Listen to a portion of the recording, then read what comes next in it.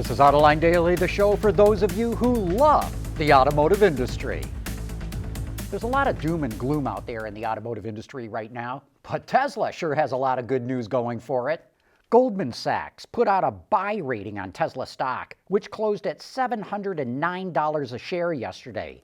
Goldman says that's because of Tesla's lead in electric vehicles, a sector which it sees as enjoying long-term growth. Goldman set a price target of $864, or 48% higher than yesterday's close. It expects Tesla to achieve 20% compounded annual growth over the next 5 years. Tesla stock is up 96% since mid-March, but it's still off its high of $917 from mid-February. And Tesla sales in China are coming in strong.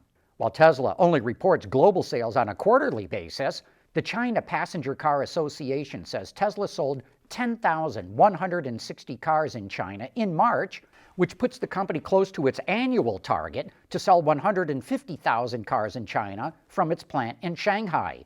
Tesla accounted for nearly 1 out of 3 EVs sold in China last month, which is an amazing accomplishment. Meanwhile, back in the States, the city of Joplin, Missouri laid out a $1 billion package to entice Tesla. It wants Tesla's assembly plant to make the Cybertruck. A month ago, Elon Musk said they were scouting for sites to make the truck and that it would definitely be in the eastern half of the U.S. The city's Chamber of Commerce tweeted out the proposal to Elon Musk, but so far it looks like he hasn't responded. And no doubt this tweet will trigger a flurry of other offers from other cities and states. And Reuters reports that Zoox, the autonomous vehicle startup in California, settled a lawsuit with Tesla. Zoox admitted that 4 employees it hired away from Tesla took a bunch of documents when they left. Tesla accused the employees of stealing proprietary information for developing warehousing, logistics, and inventory control operations. Zoox has to pay Tesla an undisclosed amount of money and subject itself to an audit to make sure that none of Tesla's trade secrets are still being used. In the U.S., we've gone from having an acute shortage of medical equipment to fight the coronavirus to being on the verge of having a mountain of surplus material. GM started mass-producing ventilators at its plant in Kokomo, Indiana. It's partnering with Ventec to make them, and in less than a month they secured the necessary parts and components and came up with a new manufacturing process to build them. They got nearly $490 million from the U.S. government to build 30,000 ventilators by the end of August, but GM says it's got the capacity to build more if they're needed. And GM also announced it's making lots of masks in Mexico. It'll produce 1.5 million masks a month at its plant in Toluca by the end of this month, and it's aiming to make 9 million masks over the next 6 months. The masks are for GM employees in Mexico, and some will be donated to hospitals. GM is also producing 1.5 million masks a month at its plant in Warren, Michigan.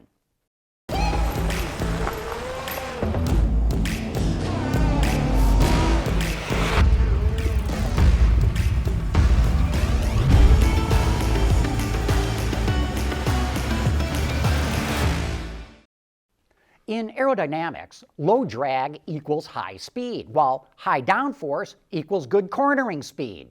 But low drag and high downforce conflict with each other.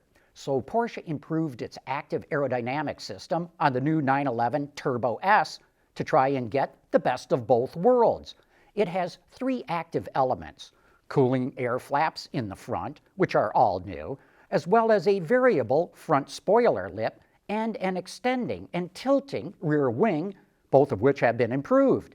The cooling flaps at the front corners are always adjusting and are controlled by an intelligent energy management system that balances cooling requirements with the electric power required to operate the radiator fan and the aerodynamic benefit of the cooling air flaps.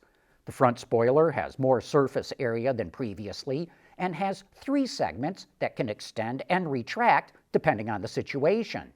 The rear wing is not only lighter, it's also larger and has additional positions that it can move to. One of those is what they call the wet position.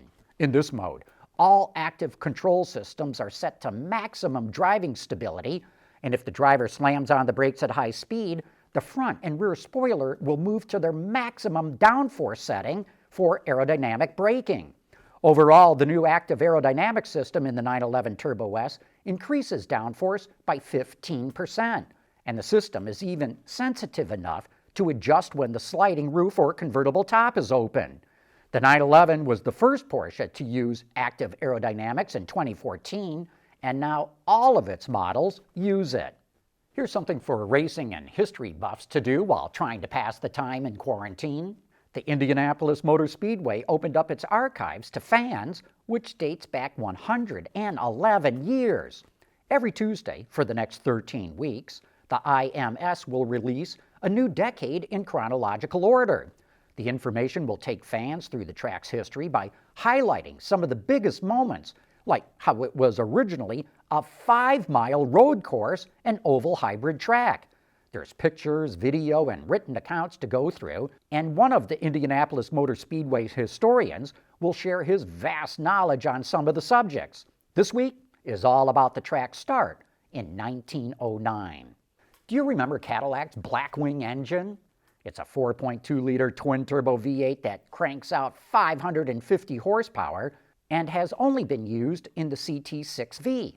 But as we know, there's not going to be another generation of the CT6, and while we're not likely to see the engine ever again, the Blackwing name will live on. Cadillac just announced the ultra-performance versions of the CT4V and CT5V, and they're going to carry the Blackwing badge, where the name Blackwing sits below the standard V-Series logo. These models will feature specially tuned chassis, vehicle control technologies, engines, and offer a manual transmission. And speaking of Cadillac, be sure to join us for Autoline After Hours tomorrow, which goes live at 3 p.m. Eastern Time. We're going to take a deep dive into Cadillac's CT4V and CT5V and the Blackwing program with Brandon Vivian, who is Cadillac's Executive Chief Engineer. Chris Pockert from Roadshow by CNET will also be on the show, so join Gary Vasilash and me for some of the best gearhead insights in the business. Autoline Daily is brought to you by Bridgestone Tires. Your journey, our passion. In 2017, General Motors revived its defense division. It was first created in the 1950s, but the automaker sold it off to General Dynamics in 2003. A few years ago, GM saw an opportunity to use the technology it was developing for its passenger cars to help the U.S. military. On Autoline this week, Mark Dickens, the chief engineer of GM Defense, talked about the projects that they're working on. We've had a really a great opportunity as we kind of balance between, I personally have a foot in both the commercial aspect as well as the defense aspect. And there's been a recent opportunity here to apply all of this to an infantry squad vehicle, which is a cool opportunity to take a ZR2 Colorado that we took and we developed it off-road, rock climbing, overlanding, and then we took it and we applied a bunch of racing components to it. We raced it in the desert, we commercialized those products, and now we took the body off that race truck and we put a 9-passenger military body on it. So we've been down selected as a prototype vendor for that, and we're competing with that into the contracts that we have going forward. But I tell you what we're seeing is that commercial aspect, that we can take commercial off-the-shelf parts. That vehicle is 70% commercial off-the-shelf parts. So we're able to take things like that and apply them into the military space. And of course, you can watch that entire episode right now at our website, Autoline.tv, or on our YouTube channel. And before we go, here's something fun that you can try working on. Porsche introduced a new series called #GetCreativeWithPorsche, and in the latest installment, its head of design, Michael Bauer, gives a tutorial on how to sketch the 911 from scratch. He first recommends to start with the wheels to help define the wheelbase and proportions. The next step is to draw the line between the wheels, and then you can start to build up the outline. He then adds in the daylight opening, or DLO, which is the side glass area. followed by the front headlamp and more detail at the rear end. And from there, you start adding in more detail. Once that's complete, it's time to add shadow and contrast, and if you want, you can add color. Just click the link in today's transcript or the description box below to get the full instructions on how to sketch the 911. And with that, we wrap up today's show. I know everybody's having a lot of problems with all this coronavirus going on, but try to have a great day.